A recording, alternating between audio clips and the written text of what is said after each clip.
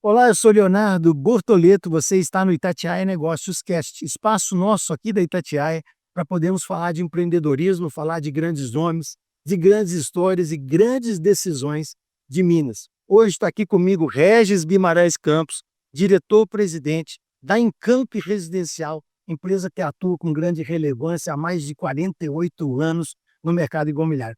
Muito obrigado pela sua presença, Regis. Eu que agradeço, Léo, estar aqui com vocês. Muito obrigado pelo convite. Vai ser um ótimo papo. Eu acho que todo mundo, em alguma oportunidade, já passou em frente de um Encanto, né? Já viu uma propaganda da Encanto, eu acho que são mais de 70 mil. Mais de 70 mil unidades entregues. Eu queria que você falasse um pouco dessa essência. Como desde 48 anos a 70 mil unidades entregues e qual que é a essência de toda essa história da Encanto? Então, a Encamp, eu vou historiar um pouquinho aqui para a gente ficar na mesma página da história dela, né? A Encamp é uma empresa familiar, foi fundada pelo meu pai e meu tio na década de 70 e começou fazendo residenciais naquela época que existiu o financiamento pelo BNH, residenciais populares desde então. E fizemos o primeiro associativo da Caixa Econômica. Chegou no início dos anos 80, quebra do BNH, não tinha mais crédito. Então, para vender habitação popular, a gente precisa do crédito, né? É uma peça fundamental. Então, a gente teve que diversificar. Então, chegou no início dos anos 80 ali, a gente migrou um pouco a empresa para a questão de obra pública. Fomos um pouco para esse viés aí de fazer obra de saneamento, estrada. E ficamos nisso um pouco até na década de 90. Foi quando voltou, no governo do Fernando Henrique, quando voltou o PAR. Era Programa de Arrendamento Residencial. E isso, que era voltado para a baixa renda, a gente viu naquela oportunidade de voltar para o mercado residencial. Durante essa época nossa de obra pública, essa diversificação que a gente fez também, fizemos também residenciais de média e alta renda, tanto aqui em Minas quanto no Rio de Janeiro. Eram as duas praças que a gente atuava. E em 94 a gente voltou forte para a construção de habitação popular, que é o nosso core business até hoje. E assim a gente veio crescendo, passamos épocas boas, épocas ruins de mercado. Hoje a gente atua Rio, Minas e São Paulo, a nossa maior concentração está no mercado de São Paulo. A gente atua prioritariamente nas capitais e regiões metropolitanas, não vamos muito para o interior. Eu acho que são 3 estados que concentram o maior déficit habitacional do Brasil, então a gente tem espaço e mercado para crescer dentro desses 3 estados, então não está na estratégia da empresa abrir novos estados, novos mercados, acho que é ampliar a nossa atuação nesse, tem espaço para isso, né? E a gente faz hoje 80% da nossa produção está voltada para a habitação realmente popular, que é dentro do programa Minha Casa Minha Vida, e a gente diversifica um pouco de 20% numa média renda imóveis aí até 600 mil. Então, basicamente, essa é a nossa atuação aí, a nossa história. Você fala com muita propriedade dos números. Você está há quanto tempo no grupo? Léo, Hoje você é presidente, né? Você está há quanto tempo? eu tô na Encamp fazem 21 anos. 21. Desde 2004. Teve algum processo? Você foi passando por Ah, setores? Como é que foi essa história? Passei por algumas áreas, vi a empresa toda, tive a oportunidade de passar em várias áreas da empresa e tive a oportunidade também de trabalhar muito ao lado do meu pai, né, que é minha referência, sempre foi minha referência como empresário e como pessoa. Acho que o empresário de muito sucesso, começou do zero e construiu isso tudo. Acho que, então, assim, é uma pessoa que tem muita experiência. Então, durante muitos anos, eu fiquei colado nele, entendeu? E vendo como que ele fazia e tudo, e aprendi muito, absorvendo. E ele é uma pessoa que dá muita responsabilidade pra gente desde cedo, né? Ele não esperou eu ficar com anos e anos de companhia para me jogar a responsabilidade realmente na minha mão e na do meu primo, em toda a equipe que trabalha lá. Então eu acho que isso fez com que a gente crescesse de uma forma boa, de uma forma rápida, enfim, né? Porque se você não tem responsabilidade, realmente, de fato, você não desenvolve. Você desenvolve, mas desenvolve de uma forma mais lenta. Então, isso me ajudou muito, ter ele ali como mentor, como chefe. Tem os desafios, né? Ter o pai como chefe, mas assim, no geral foi ótimo. Acho que foi um crescimento muito bom e ele que foi meu guia nisso aí. E como que é estipulado hoje a governança do Encanto, né? Porque eu sei que está você, está o André, mas como que é essa distribuição? Como que funciona a diretoria? Como é que são as regras?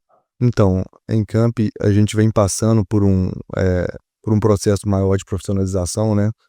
A gente tem o objetivo de abrir capital, a gente está hoje a gente está totalmente preparado para isso, com auditorias aí das Big Four. A gente está, a empresa está com conselho, criamos um conselho de administração, trouxemos diretores profissionais de mercado, né? Hoje, da família mesmo, tem quem trabalha lá, é só eu e meu primo, o André, que é o meu braço direito, que é o vice-presidente. A gente faz praticamente uma gestão conjunta lá, a gente troca muita figurinha, um está sempre alinhado com o outro, eu acho que isso é muito importante. E isso veio também, meu pai e meu tio, né, que eram os 2 sócios antes, a gente viu o alinhamento deles sempre, eles nunca tiveram um desentendimento, um sempre respeitando o outro, sempre concordando com a visão, enfim, discutindo da forma produtiva. E isso transmitiu para a segunda geração, que é eu e o André. Então a gente também toca da mesma forma, só que agora a gente profissionalizou um pouco mais a empresa, porque eu acho que é o salto que a gente quer dar, entendeu? Cresceu muito, vocês pretendem crescer muito Sim, sentido de uma direção? exato. Então a gente trouxe um CFO de mercado, trouxemos um diretor de operações de mercado, trouxemos um diretor de engenharia de mercado, fizemos o conselho, criamos o conselho, estamos tentando profissionalizar cada vez mais, com governanças, com boas práticas, enfim. Então, acho que é importante isso. Se a gente quiser perenizar a empresa, a gente tem que ter governança e tem que ter uma profissionalização maior, né? Então a gente deixou de ser um pouco aquela empresa familiar, onde tinha várias pessoas da família que trabalhavam lá, para profissionalizar um pouco mais. Eu acho que dá mais punch para a empresa poder crescer e, enfim, né, de uma forma saudável e sustentável. Acho que você vai crescendo como profissional e vai vendo ali o seu pai, vai vendo o seu tio, o tanto da influência deles no dia a dia, formou tanto você como o André também, quando ele está aqui, ele estaria, acredito que com a mesma referência, Sem dúvida. os dois. Como que vem mudando a sua forma de liderar? Porque você olha para trás e para o presente e percebe seu pai e o seu tio, que ainda estão ali mentorando, vamos colocar assim, mas a visão de futuro, o que que você vai ter que modificar na gestão, o que que você vai ter que modificar no seu jeito, você acha, para poder, por exemplo, abrir o bar? Então, a gente eu já trabalho lá há muitos anos, né, então a gente absorveu muito dessa cultura deles ali, mas eu acho que eles trouxeram a gente até aqui e eu e o André vamos levar a empresa daqui para frente, né. Eu acho que tem um pouco de mudança dessa cultura, da nossa forma de visão, é outra geração, né. Eles apesar de assim, sempre gostar de ter um debate amplo na empresa, meu pai, os 2 eram mais, vamos dizer assim, mais centralizadores, né, por serem os fundadores, por serem realmente 100% os tomadores de decisão.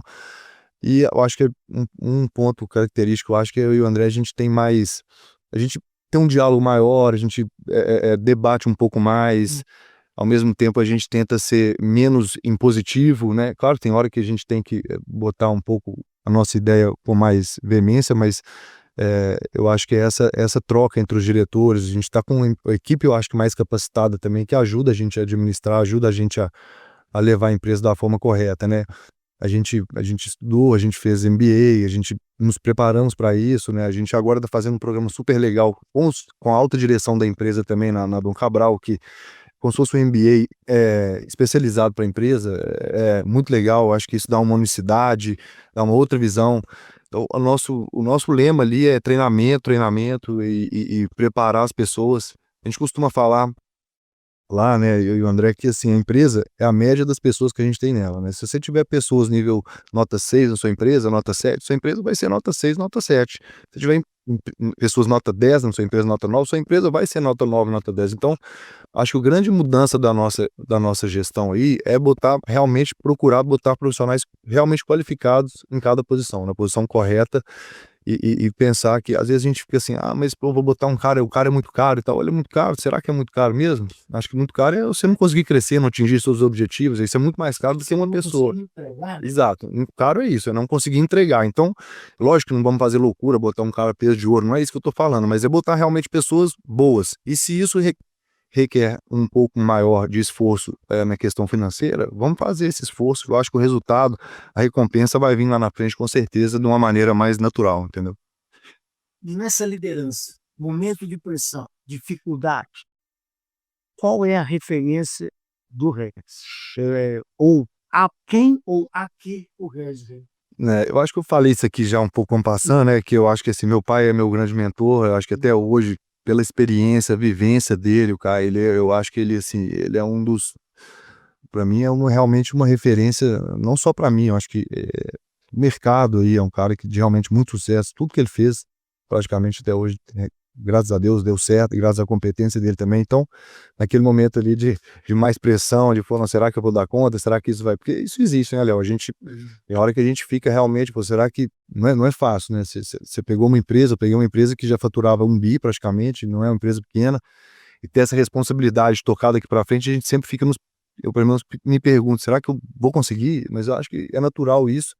E nesse momento eu recorro a ele, converso com ele, peço conselhos, enfim, a gente troca ideia, ele, não, fica tranquilo, está indo super bem. Às vezes a gente é mais crítico até do que quem está de fora, né? Então eu me cobro muito, eh, mas nesses momentos aí ele com certeza é o meu mentor, às vezes meu tio também, mas meu tio é um pouco mais voltado para engenharia, então meu pai sempre foi o cara da empresa do comercial, do negócio, da administração, né? Então ele é o meu porto seguro nessa hora aí. E o mercado imobiliário, né, vamos falar assim, talvez de 20 anos para cá, que é também exatamente o seu período ali de atuação diretamente no campo, ele mudou de muito. Mudou. Mudou bem, se transformando lindo, inclusive. Acho que 5 em 5 anos a mudança é grande. Sim. Então, como que a Encamp está se preparando, ou vem se preparando, está preparado ou não para o futuro do mercado imobiliário? A gente tem que estar atento às mudanças, né? A gente viu tanta empresa líder de mercado aí desaparecerem, né? Tem vários exemplos em vários setores, né? Não, enfim, não só na construção, não só no imobiliário, mas como tecnologia, enfim. A gente tem que estar sempre antenado, a gente está muito ligado em questões de inovação, a gente tem um departamento que a gente criou de inovação dentro da empresa, voltado para novas tecnologias, tanto de construtiva quanto de acabamento. A gente foi uma das pioneiras a migrar o nosso método construtivo para a forma de concreto, que hoje a maioria das empresas, principalmente no mercado popular, utilizam essa tecnologia. A gente foi uma das pioneiras lá atrás, há mais de 10 anos atrás. O assunto também é refletido no preço. Sim, sem dúvida. Acho que no mercado de baixa renda, a gente costuma falar economia de prego. Você tem que gastar 100 pregos aqui, se você gastar 101 já está meio errado. Então, assim, a inovação sempre linkada a duas coisas: qualidade e economia, né? Ou seja, tentar fazer o mais barato para o nosso cliente ter mais condição de comprar, a gente poder atingir um público maior e não deixando de lado a qualidade, né? É Porque mais ou menos assim, vê se eu estou fazendo a referência certa. Ele tem um preço muito bom para poder ser o mais desejado, mas na hora que ele vai conferir a qualidade tem que ser exato, para ele fechar. exatamente. Isso.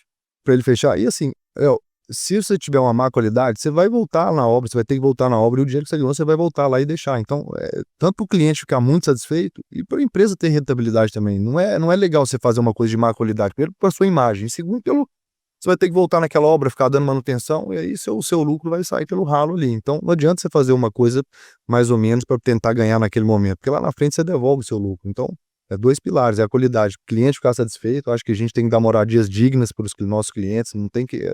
acho que é um bem mais importante que a gente tem na nossa vida de aquisição, então acho que é imprescindível a gente ter qualidade. E o custo mais baixo, a todo tentar cada hora melhorar o nosso processo construtivo, trazer inovações, novidades, visita à China, criamos um setor de inovação dentro da empresa, Você tem setores que tem um setor de inovação, e a gente olha muito para a IA também. Eu acho que a IA vai ter um futuro brilhante na construção, a gente já viu cada coisa.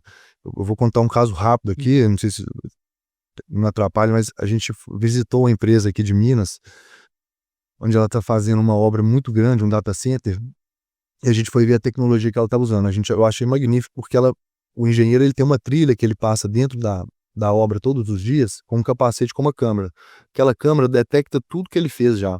No final da visita dele, a câmera dá um relatório falando o que ele está adiantado, o que ele está atrasado, onde ele deveria estar. Ou seja, a câmera faz uma leitura sem nada, sem nenhuma interação. sem nenhuma interação. Exato. Exato. Exatamente, através da inteligência artificial, ele vai andando, a câmera vai filmando, depois ela interpreta, cruza com os dados e mostra para ele todo o avanço dele, onde ele está atrasado, onde ele está adiantado, o que ele deve fazer para que ele... Então, assim, a gente está vendo muita coisa acontecer no mercado aí. Eu acho que é importante demais as empresas ficarem ligadas nisso, porque eu acho que, na minha concepção, dentro dos próximos 5 anos, a gente vai ter uma revolução ainda maior, que é o que você falou, né, do ciclo aí da construção. Acho que a gente vai ter uma revolução ainda maior nesse quesito de inteligência artificial voltada para a engenharia, onde vai ser possível redução de custo, melhora na qualidade e etc. Acho que vai ser bem.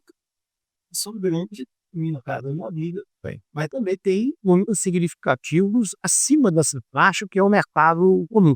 Isso requer mudança de posicionamento e como que isso é tratado dentro da equipe de marketing comercial, né? Então, a gente usa mesmo, tem empresa que diversifica essa marca, né, a gente optou por manter a marca Ecam. Por isso eu É, vejo sempre umas 2, mas existe alguma mudança?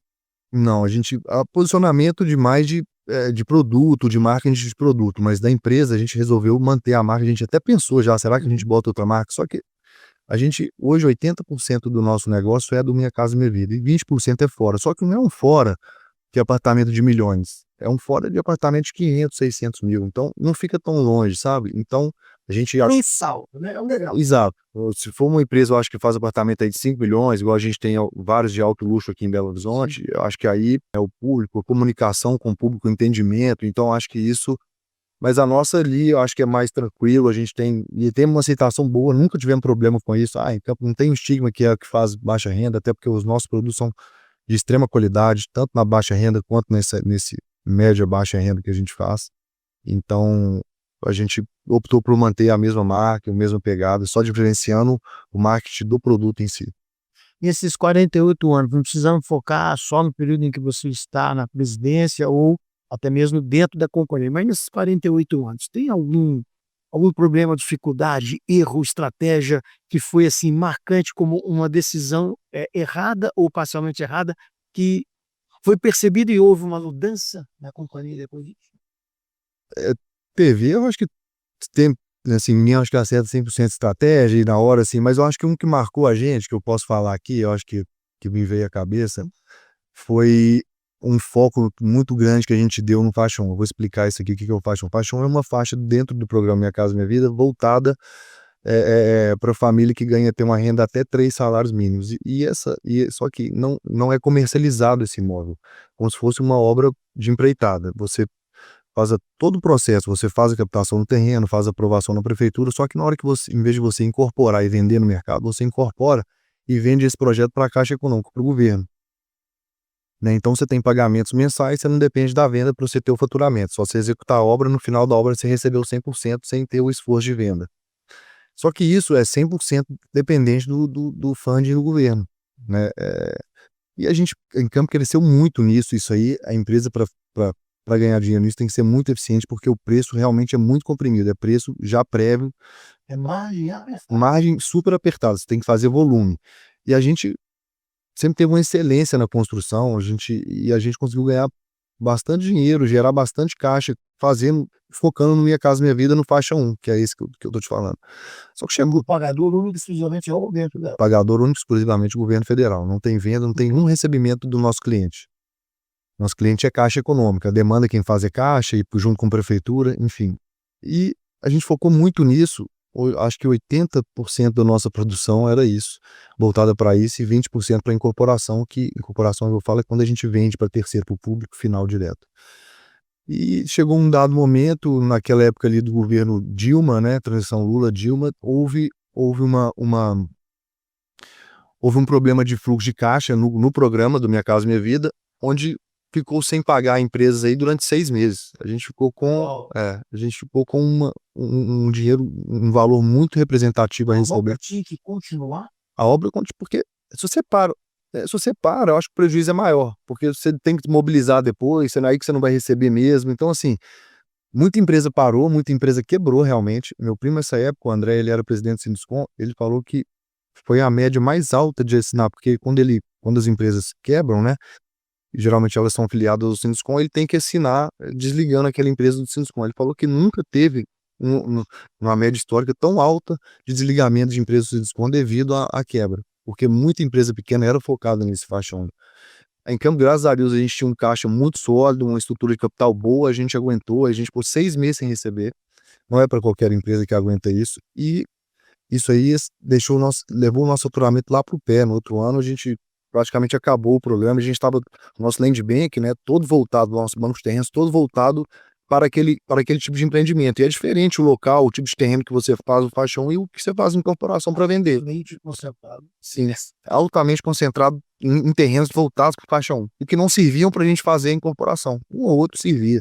Hoje a gente teve que praticamente começar do zero. Tivemos que destratar todo o nosso land bank, praticamente 80% do nosso land bank, destratar, captar de novo. E o ciclo nosso é muito longo, porque você tem que captar o terreno, né? Ou seja, comprar o terreno, conseguir negociar, fazer um contrato. Depois disso, você tem um prazo de aprovação nas prefeituras, que não é fácil, gira em torno de 12 a 24 meses, dependendo da complexidade do projeto. Depois você faz a obra, então é um ciclo muito longo. Então a gente teve uma barrigada de faturamento aí imensa. A gente caiu para. Num ano a gente faturou X, no outro ano a gente faturou 20% do que a gente faturava. E temos que e mantivemos a estrutura porque a gente sabia da nossa competência. Aquilo ali era uma tormenta. Isso, isso. Então, assim, foi um erro, igual você perguntou, acho que foi um erro nosso estratégico da gente focar muito em um produto, principalmente um produto que dependia do funding governamental, entendeu? Acho que esse foi o nosso erro estratégico. Graças a Deus a gente passou por isso, mas isso, como você falou, os erros trazem novas visões e novos horizontes. Isso fez a gente focar muito na incorporação. A gente recuperou, a gente veio crescendo, dobrando de faturamento ano a ano nessa escalada de recuperação. E 100% hoje, desde então, na verdade, em incorporação, em venda para o nosso cliente final, zero entrar em programa de governo. Acho que esse erro aí, não que a gente nunca mais vai entrar, a gente pode entrar, mas eu acho que entrar pontualmente, não botar todas as fichas nossas ali, concentrar naquilo ali, porque a gente já viu que a nossa política no nosso país é muito instável, né, na questão então não dá para a gente ficar nessa dependência de governo. Acho que tem que ir para o mercado privado mesmo, o mercado aberto, que eu acho que é mais seguro. Falando um pouquinho aí de futuro, qual que é o plano de voo da Encamp vamos colocar esses próximos anos? Até onde você já tem isso aí planejado? Então, o nosso plano de voo, assim, como eu falei, a gente atua nas 3 praças, Rio, Minas e São Paulo. Acho que a gente não tem ideia de abrir outras frentes de mercado. Acho que a gente consegue crescer mais do que dobrar o nosso faturamento nesse mercado que a gente já atua, né? E quando você abre um mercado, é um custo fixo novo, até você conseguir performar naquele mercado ali, não demora um tempo, igual eu falei, nosso ciclo é longo. Então, a nossa meta agora, mais de curto prazo, que eu falo aí, entre 1 e 2 anos, hoje a gente está faturando na casa de 1 bi, chegar aos 2 bi. A gente quer dobrar, e a gente tem a intenção de dobrar aí nos próximos 3 anos. Essa é a nossa rota de crescimento. E esperando, aguardando uma oportunidade aí, uma janela, né, de mercado para a gente fazer o IPO, né, que é abrir o capital da empresa na bolsa. Não tem data definida, vai depender de desenrolar A gente está pronto, assim, a companhia está pronta em questão de vista da governança. Isso, do ponto de vista de governança, a gente está 100% ok. É só mesmo esperando um momento oportuno do mercado, né? Acho que a melhor janela, exato. E a gente, assim, tá com a expectativa de que vai acontecer. O Brasil agora acho que tem quase 3 ou 4 anos que não faz um IPO, mas a gente está vendo que as coisas estão melhorando. E na nossa leitura, até o final do ano que vem, eu acho que o mercado já vai dar uma melhorada, né? Mas se não der também, não tem problema, a gente vai seguir dessa forma. Então chegou até aqui hoje com 100% de recurso próprio, sem investidor externo, sem um private equity. Então a gente vai talvez num ritmo um pouco menor que é o que a gente tem ido, mas nós vamos chegar lá. A gente vai faturar 2, 3, acho que vamos dobrando até ter a melhor janela. Se ela chegar, vamos fazer com que as dobradas sejam mais ágeis, senão vamos fazer exato. É isso. Vamos fazer um crescimento um pouco mais paulatino, mas mais contínuo. tempo constante. Isso. Eu tenho aqui um quadro no Itatiaia Negócio Cast, que é o seguinte, eu chamo de raio-x. Eu te faço 3 perguntas, não tá bom, é tempo para pensar. Pergunta, você responde, nós vamos dar uma bola aqui. Tá bom, bora embora. Então, vamos lá. Vai lá. Crédito subsidiado ou mercado aberto? Subsidiado na questão do mercado popular. Você não consegue vender hoje mercado para a população de econômico, imóvel econômico, sem o crédito subsidiado, né? Hoje a gente não consegue. Então, o que eu prefiro, mas para o nosso negócio ele é mais essencial. Crescer com recursos próprios ou buscar alavancagem? Recursos próprios. Bom, eu vou só explicar, né? Porque isso aí é difícil, essa pergunta, porque assim, a Encamp veio até aqui com recurso próprio, como eu falei, né? A gente não pegamos dinheiro emprestado. Agora que a gente começou a dar uma alavancada maior, porque a gente quer ter um crescimento um pouco maior. Então, eu acho que isso aí depende muito do ritmo de crescimento que você quer ter. Pô, você quer ter um crescimento muito acelerado, eu acho que inevitavelmente você vai ter que tomar um dinheiro alguma hora, mas eu acho que a Encamp, a gente, isso foi cultura do meu pai, tá? A gente é meio um pouco averso à dívida um pouco, né? Claro que tem hora que você tem que tomar, mas com muita, com muita parcimônia, com muita cautela, para não alavancar demais e não conseguir perder a mão. Posição para novos estados ou aprofundar os mercados atuais? Aprofundar o mercado atual. Isso aí já está líquido, certo? Isso aí já está líquido e certo. Eu rodei em campo em Minas Gerais, Rio e São Paulo. Por enquanto, nossa estratégia é assim, não temos. A gente tem mais uma pergunta aqui. Não é do raio-x. Tá bom. Aí você pode ficar mais tranquilo, ele quer responder. Essa é uma pergunta muito importante, que a gente chama de pergunta de ouro. Vamos E rende a nossa audiência. que ótimo. Tá bem? Então, vamos lá. Regis, fala a verdade. Com esse sobe e desce de juros, ainda dá para comprar o primeiro apartamento sem se enrolar e sem se endividar? O que realmente pesa na decisão? O nosso juros, sobe e desce, não ajuda muito, né? Mas eu acho que dá sim, Léo. Eu acho que sem se enrolar principalmente. O imóvel, acho que eu falei um pouco mais cedo, o imóvel acho que é a aquisição talvez mais importante no ciclo de vida de uma pessoa, né? Que é a casa própria, o cara sair do aluguel, é um investimento. Ele tem É um desejo do brasileiro muito além. Exatamente, é um desejo brasileiro. A gente costuma falar, o aluguel, você meio que, você tá queimando aquele dinheiro ali, né? Você tá vivendo e gastando, você não tá investindo. E o imóvel, historicamente no Brasil, ele tem uma valorização legal, né? Então você está comprando um bem que vai te trazer uma valorização, enfim, você acho que dá uma tranquilidade maior. Eu acho que para você não se enrolar é muito planejamento pessoal de cada um. Agora, realmente é um imóvel de um valor agregado maior. Então, para você comprar, acho que prioritariamente a maioria das pessoas vão ter que financiar sim, mas no financiamento não é um problema, né? Eh, eu acho que você está financiando um investimento seu, então é diferente de você estar gastando aquilo com outras coisas. Eu acho que dá para comprar sem se enrolar. Bom, a pergunta que eu quero deixar é uma pergunta que está muito atual. Esse tema está muito em voga, está discussão grande, não só em Belo Horizonte, em Minas Gerais, no Brasil, mas no mundo, é sobre inteligência artificial. Eu queria perguntar como que a gente pode cada vez mais aplicar a inteligência artificial nos negócios de maneira tranquila, né? A inteligência artificial ainda é um custo alto para as pequenas empresas principalmente, mas como que a gente pode aplicar? Se você aplica isso no seu negócio, teve dificuldade ou tem facilidade? Bom, então, inteligência artificial no nosso mercado, acho que é uma pergunta muito legal, eu adoro esse tema, igual eu falei mais cedo aqui, acho que é uma coisa que é inevitável que ela já veio, já está presente no nosso mercado e vai vir cada vez mais. Respondendo a pergunta mais diretamente, a gente usa sim, a gente fomenta muito isso na empresa, a gente criou um setor disso, de inteligência artificial. Eu acho que o segredo é você entender a dor de cada setor e aonde essa inteligência pode entrar te ajudando. Hoje a gente tem várias ferramentas de inteligência artificial, né? Então eu acho que muitas vezes a gente fica patinando porque a gente não entende aonde ela pode melhorar aquilo. Então, primeiro, tem que ter processos bem definidos dentro das áreas. Nesse processo, aí você tem que sentar, ter uma pessoa que entenda realmente para ela te mostrar o que daquele processo que pode ser substituído por uma inteligência artificial, ou seja, diminuir margem de erro, acelerar o processo.